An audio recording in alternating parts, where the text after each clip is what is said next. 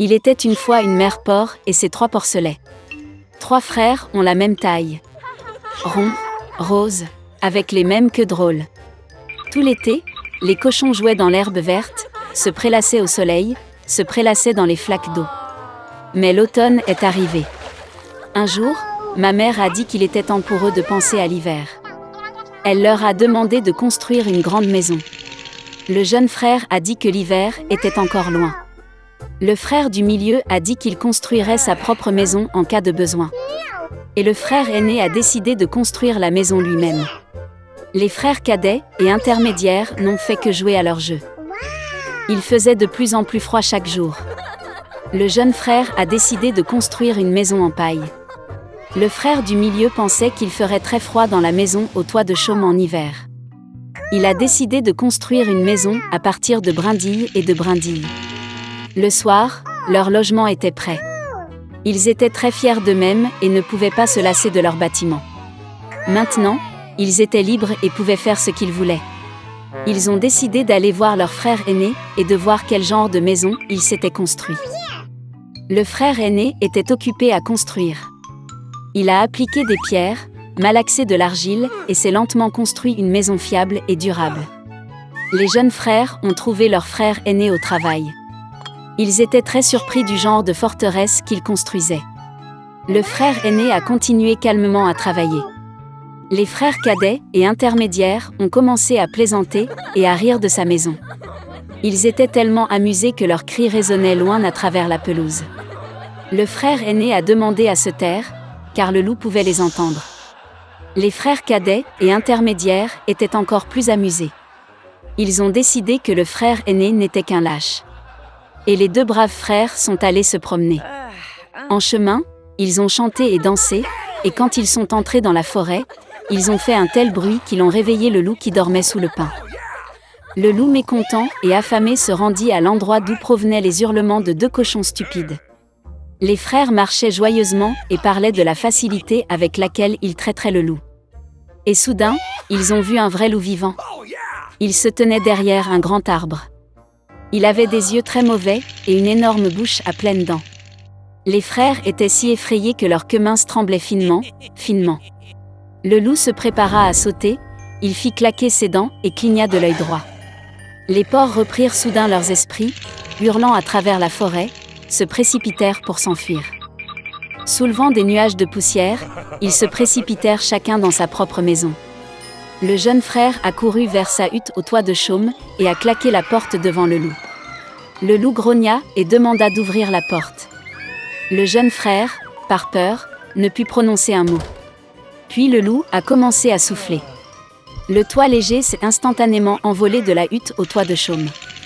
Le loup prit une profonde inspiration et souffla une seconde fois, et la maison en chaume vola dans toutes les directions. Le loup était ravi, claqua des dents et se jeta sur son jeune frère. Mais le cochon esquiva habilement et courut. Il a couru à la maison du frère du milieu. Les frères réussirent à s'enfermer et se regardèrent avec consternation. Le loup s'est fâché et a commencé à souffler. La maison est légèrement de travers. Le loup a soufflé une seconde, puis une 3e, puis une 4e fois. Mais la maison était toujours debout. Le loup prit une profonde inspiration et souffla pour la 5e fois. La maison a tremblé et s'est effondrée. Une seule porte resta quelque temps au milieu des ruines. Dans l'horreur, les porcelets se sont précipités vers la maison de leur frère aîné. Le loup a couru après eux. Il était sûr que cette fois les porcs ne le fuiraient pas. Les porcelets se sont rapidement précipités devant le grand pommier sans même le heurter. Et le loup n'a pas eu le temps de se retourner et a heurté le pommier, qui le recouvrait de pommes.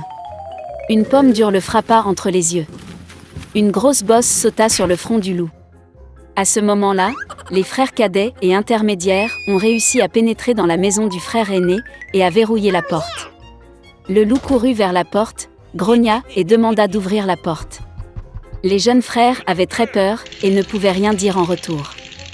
Et le frère aîné savait que lui et ses frères n'avaient rien à craindre dans une maison en pierre solide.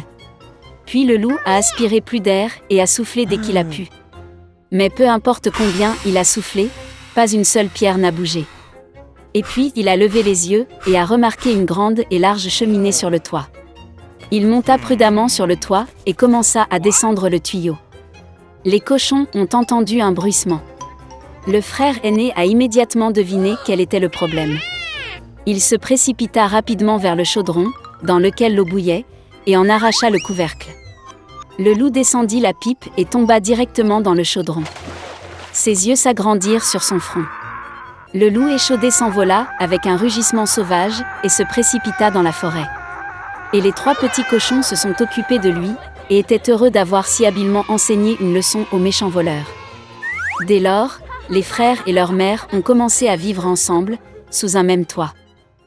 Il était une fois une petite fille. Une fois, son riche père a épousé une méchante belle-mère. Elle s'est installée dans la maison avec ses 2 filles. Ils étaient beaux et blancs de visage, mais mauvais et cruels de cœur. Et puis vint un moment difficile pour la pauvre fille. Du matin jusqu'à tard dans la soirée, ils l'ont forcée à faire du sale boulot, porter de l'eau, chauffer la cuisinière, cuire les aliments, laver la vaisselle et faire la lessive. Et en plus, les demi-sœurs ont fait de leur mieux pour la contrarier autant que possible. Elles se sont moquées d'elle, ont versé des pois et du blé dans les cendres, et elle a dû s'asseoir et les cueillir. Le soir, quand elle était fatiguée du travail, elle devait se coucher non pas dans son lit, mais par terre, à côté du poêle.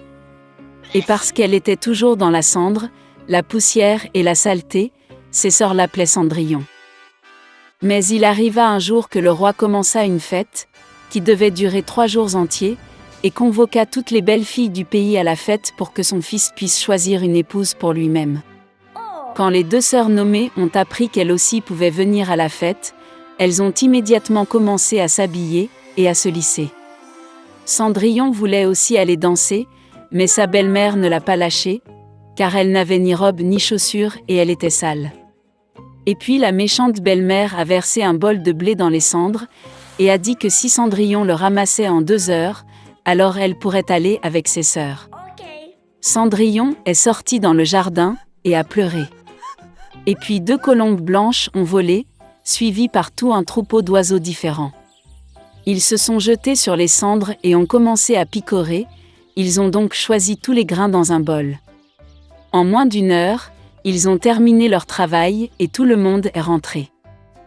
Cendrillon a apporté un bol à sa belle-mère, a commencé à se réjouir, pensant qu'elle pourrait aller à la fête. Mais sa belle-mère ne voulait pas la laisser entrer de toute façon. Elle tourna le dos à Cendrillon et se précipita avec ses 2 filles au bal. Quand il ne restait plus personne à la maison, Cendrillon s'assit par terre et pleura de chagrin. Et puis 2 colombes blanches ont volé, suivies par tout un troupeau d'oiseaux différents, et ils ont jeté leurs robes et leurs chaussures, brillantes et tout en or. Elle a rapidement mis cette robe et est venue vers la mariée. Ils ont vu ses demi-sœurs et sa belle-mère et ont pensé que ce devait être une étrange princesse, elle était si belle dans sa robe dorée. Il ne leur est jamais venu à l'esprit que c'était Cendrillon. Le prince est venu à sa rencontre, lui a pris la main et ils ont commencé à danser. Et il aimait tellement Cendrillon qu'il ne voulait danser avec aucune autre fille.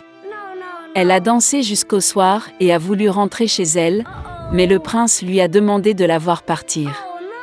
Il voulait savoir de qui il s'agissait et où elle vit. Mais Cendrillon s'est enfuie de lui et est montée sur le pigeonnier. Le prince a ordonné de détruire le pigeonnier, mais il n'y avait personne dedans. Et nulle part près il ne pouvait trouver son bel inconnu. Personne n'aurait pu deviner que Cendrillon a été sauvée par des pigeons qui l'ont ramenée chez elle. Le prince était bouleversé et alla au palais la tête baissée.